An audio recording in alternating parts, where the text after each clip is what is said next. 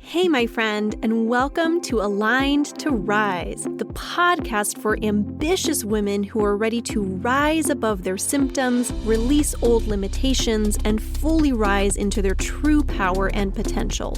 I'm your host, Alyssa Chavez, functional nutritionist, performance coach, and former endo and infertility warrior who knows what it's like to feel held back by your body and your beliefs. I've taken a journey of true healing from the inside out so that I can show up feeling great in my body, confident and unstoppable. And now I'm here to help you do the same. Through a blend of functional nutrition and deep mindset work, this show will empower you to reclaim your vitality, trust your intuition, and live unapologetically in your purpose. If you're ready to align your body, mind, and spirit so you can rise to your highest potential, you're in the right place. Let's rise, my friend. This show was created for educational purposes only and should not be used as a replacement for medical advice or treatment. Hey, my friend, and welcome back to the podcast. So I wanted to create today's episode because this is a very common question that I hear, which is basically that, hey, I am eating a super clean diet. I feel like I'm doing all the things, and yet my pain isn't improving. What is the deal? So if you are in that boat, if you have cleaned up your diet and just expected your endo pain to improve right away with that, and it didn't, you're not alone. And it doesn't mean that you're doing everything wrong, right? Because what I hear from so many people is that, hey, I did what everyone said would help. I followed all the dietary advice I could find. And when it didn't work, I just assumed that I was the problem. That's something that I hear all the time. Whereas what's actually happening, what we're going to dig into today, is the concept that what's actually happening is that food is only one piece of the puzzle. And this is something that I'm very passionate about as a functional nutritionist who is an endo warrior myself, and I've been through all of the ups and downs and trials and tribulations myself, but also as a functional nutritionist, I've helped many, many women along this same journey. And so this is one of the things that I've been seeing, and one of those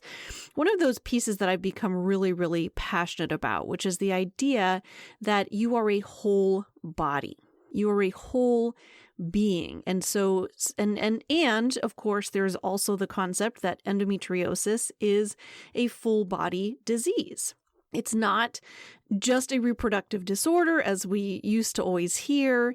It is certainly not affected only by our diets. That's just one piece of the puzzle, because really, at the end of the day, you are a whole being. All of the systems of your body are very interconnected with each other. And learning to support that whole body system is really what counts. So what may be happening is that you may actually be eating a really lovely, beautiful, clean diet for yourself, but there just may be another piece of the puzzle that you're missing. So first of all, when it comes to food, I want to acknowledge that anti-inflammatory food does matter, right? Your diet absolutely matters. Because what I hear from so many people is that, they tried the diet, they tried the things, they didn't really get to where they wanted to be. And so just kind of threw their hands in the air and gave up and said, well, I guess this isn't working. I guess the diet doesn't really make a difference. And the thing is that it just may be more than that, right? Because at the end of the day, even when it comes to diet, it's not even just about the food that you're eating. And we're not going to go super into specifics on what foods to eat today, because we've had multiple episodes on that in the past. Most recently, I had actually released an episode. Basically, it was all about building an anti-inflammatory diet, where we go more into the details. And I had re-released that recently as episode 119. So definitely go and check that one out if you would like to hear more about the details, the ins and outs of what to actually eat for endometriosis. I'm happy to link to that in the show notes. But today we're going to take a look at why diet alone might not be doing enough for you. Now, I did want to touch base on first, because this is one of those things when it comes to diet that I find a lot of people miss. A lot of people talk about diet in and of itself. What foods are you eating? What foods are you avoiding? Here's the yes list. Here's the no list. And to some extent, that's helpful. But it misses a key piece of the puzzle, which is actually about blood sugar balance, which means it's not just about what you're eating, but it also matters when you're eating, what foods you're pairing together, all of the things, the timing and spacing of your meals throughout the day, all of those things, because blood sugar massively impacts inflammation in your body. Blood sugar massively impacts your hormones, your adrenals, your nervous system. So many of these things are impacted by blood sugar, and it's a part of diet that's often ignored. And I know, I get it, because I feel like for many people, when it comes to blood sugar, most people don't even really think about that unless you are diabetic or something. You have some particular reason to have to think about your blood sugar. But truly, blood sugar management is a key piece of the puzzle for everybody, and particularly when you're struggling with an inflammatory condition. So one of those small tweaks that you can make with your diet that can make a huge difference is keeping that blood sugar balance, which means you're eating 3 balanced meals each day, starting with breakfast within at the most an hour of waking up, so that you're creating that blood sugar stability first thing in the morning. That'll help set you up for the day, spacing those meals about 4 to 5 hours apart so that you don't have any gaps that are too long between meals or too short for that matter. And that when you are eating, when I say balanced meal, what that means is that you're having a combination of protein, fat, and carbohydrates. One of the common mistakes that I see is that people are eating even snacks that are healthy. Like say you go and have, one of my favorite snacks lately has been having an orange. I've been loving those little mandarins that are really popular right now. I get a bag of those organic mandarins and they make a wonderful snack. However, what can happen is that if you're eating one of those lovely juicy mandarins by itself, or really any piece of fruit might be very similar, maybe you're having a banana or something like that, what happens is that you're just getting the more carbohydrate heavy. Of course, it's natural sugars, but it's still going to impact your blood sugar as you're getting the natural sugars in from the fruit. And what can happen is that your blood sugar ends up spiking and kind of creates a little bit of that havoc in your body, even though you're eating a perfectly healthy food. Whereas if all you do is eat that same orange or piece of fruit, whatever you're eating, but just pair it with some protein and or fat, it can help to stabilize your blood sugar. So what I'll do is maybe I'll eat, if I'm just need a quick snack in between things, I'll grab maybe a beef stick and an orange, right? Or I'll have a little bit of nut butter alongside it, something, a handful of cashews, something to help to stabilize that blood sugar. Super, super important. And then the other piece of it is that if you're eating a really, really clean diet, but you're finding that either A, you're still reacting to a lot of foods, and or just it doesn't seem to really be making as much of a difference as you had hoped. That's where I also encourage people that sometimes what you really want to do or need to do is start to dig deeper and look into the health of your gut as well. Because it's not just about eating the food, it's about how well your body is able to absorb the food, the nutrients that you're consuming. And so if you're having some sort of dysfunction in your gut, which could be an imbalance in bacteria, it could be an issue with absorption in general, with how your body's digesting and breaking down food, that can cause issues as well. That just, you've probably all heard the phrase, you are what you eat. And I'd like to shift that a little bit and just say you are what you can absorb. So if you find that you are eating all the right things and still aren't feeling well or aren't seeing the positive impacts of that food as much as you would like, it might not be the food, it might be your gut. And that's why gut health is something that I work on with every one of my one-on-one clients. I like to use a functional test called the GI map, which I know I've talked about on the podcast before, but this is something that I do with every one of my one-on-one clients, and it helps us to really get a strong look at just what's happening in the gut and how we can help to support it to make sure that your body is able to absorb the food that you're eating and everything. Because at the end of the day, food doesn't work in isolation, and your body doesn't experience nutrients in a vacuum either, right? So we talked about a few of the pieces of what might be missing, even if you're eating a really clean diet. But I just think it's important to come back to that idea that your body is made up of all these different systems, and those systems all interact with each other. So this leads me to my next point. So, endometriosis pain, when we hear the word pain, or when I hear the word pain at least, I tend to think inflammation. And probably if you've been in the endo world for any length of time, you've heard that endometriosis is considered to be an inflammatory condition, which if you've experienced endometriosis, you probably know what that means, right? It can feel very inflammatory in your body.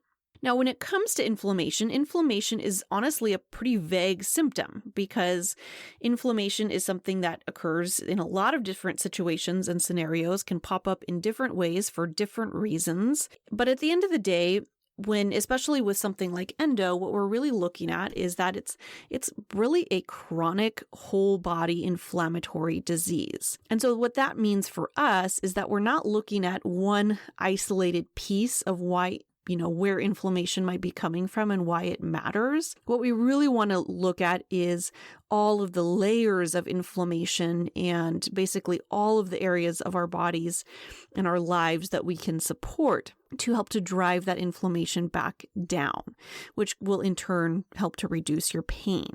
So some of those layers can include things like nutrition, which we already had talked about, sleep, movement, stress, nervous system, your emotional load. There's quite a few pieces, and even within each of those things that I mentioned, there's multiple layers at hand. And so what happens is, and this is what I see time and time again, when we only change your food, you're often asking your body to heal an environment that still feels unsafe. Maybe there are still pieces coming into play from other areas. Another one I don't think I mentioned on that list there. Another area is even toxicity. What kind of toxins is your body coming in contact with that might be putting a lot of stress on your liver, on your body? That can also impact inflammation. There's so many pieces. One of the things that I like to do as a practitioner, again, when I'm working with my one-on-one clients, is that I will do what I call inflammation hunting. Meaning I am looking at, okay, I see a body that seems to be inflamed. It's telling us that there's some inflammation happening in your body. I want to know why, where that's coming from, what's causing that inflammation. And so I definitely will look at diet. I will look at that blood sugar balance that I mentioned. I will look at gut health because all of those things can very much influence inflammation. I like to run even some blood work just to see what's going on there because there's some markers right there in blood work that can give us a little bit of information on what might be going on there and what kinds of things might be contributing to that inflammatory picture. But the point that I really want to drive home here for everybody is that, again, we're looking at the whole body. We're not, even though your pain may be more centered around your uterus and ovaries, I know that that's not the case for everybody, but it's common with endo, that's not everything, right? Even though you may be feeling it in that space, it doesn't mean that it's not being impacted by other areas of your body. Like I said, I've seen so many positive changes in my clients by working on the gut health piece of it, by supporting the microbial balance, by supporting that digestive function. And I think that that is really, really key for people. And then there's some of the other pieces that I mentioned. I'm not going to go super, super deep into all of these today, but just these are some of the pieces that I see really influencing. And I know some of this stuff may sound obvious. Well, of course, Alyssa, we've all heard this before. But my question to you is, are you really taking care of those pieces? Is it something that's really been something that you're spending, I don't even want to say necessarily time and energy. I mean, some of this will, but more than anything, I want to say intentionality. Are you being intentional about supporting these different systems? Even things like sleep, right? This is something I feel like I end up having conversations often with clients about sleep and rest because it's the time when your body actually heals, right? If we're just go all the time, we're staying up too late, waking up too early, not getting enough sleep, not allowing yourself time to rest, and your body never fully downshifts, those pain signals can stay loud. That inflammation in your body can continue to grow and not do as well. Movement as well. I do see many people who are kind of in both camps. I see some people who are over exercising, thinking that, you really need to go, push in order to care for your body. And I see others who are, kind of afraid to move at all. Just, hey, I'm in pain, I'm struggling, I can't really move around much anyway. And either one of those things is not going to be particularly supportive for your body. It's about finding that balance. And then this is a much more layered, complex piece of the puzzle, but looking at things like your stress load, your nervous system regulation, your emotions, all of the things absolutely impact the way that your pain feels. Because at the end of the day, a few things are important to be aware of. One is that your body doesn't actually know the difference between emotional stress and a physical threat. The other thing to be aware of is that pain is very much influenced by your nervous system. This is something we've had a few conversations about before on the podcast as well. And at the end of the day, in order to really get to that space of healing, your nervous system needs to feel safe. And when your nervous system feels safer, everything else tends to just work and function better. And that's super important too. So I come back to that question from the very beginning of today's episode. Why does pain persist even when you're doing everything right? Well, a few things can be happening here, right? Just to kind of recap / really drive home what might really be happening in your body. One is that pain can become a learned protective response, right? Your body holds on to patterns, not just inflammation. This doesn't just mean physical damage. It means sensitivity to pain. So what I want to reiterate here is that your pain is very much real, right? This is not to downplay your pain by any means. If you are struggling and you've been in pain, that is absolutely happening. That is real. But at the same time, that pain is not your body betraying you. That pain is your body responding to the environment that it's been in, right? And that may be a combination of some of those things we've talked about. It may be responding to dietary influences. It may be responding to what's happening in your gut. It may be responding to what's happening with the blood sugar. It may be responding to what's happening with toxins that your body's coming in contact with. There's so many moving parts and pieces. So what healing actually requires is a combination of all of those things, all of those pieces that we talked about. And this is really where I love to focus my energy and effort as a practitioner, is that I'm thinking about all the parts and pieces. It's not just about the physical body. It's not just about your nervous system. It's not just about your emotional body. It's not just about the toxins. And it's never just one thing, right? Endometriosis is complex. There's a lot that's happening there. As I said, it's a whole body disease. It's a chronic whole body inflammatory disease. Now, that doesn't mean that you have to quit your job and everything that you're doing and drop everything and just do all the things at once. You don't have to do everything perfectly. But you do need to do all of this intentionally and really have a solid plan in place of where you're going, how you're supporting each of these systems in your body. And again, this is the work that I absolutely love doing with clients, is figuring out what are those pieces that may be missing for you and how can we support some of those pieces that may be missing.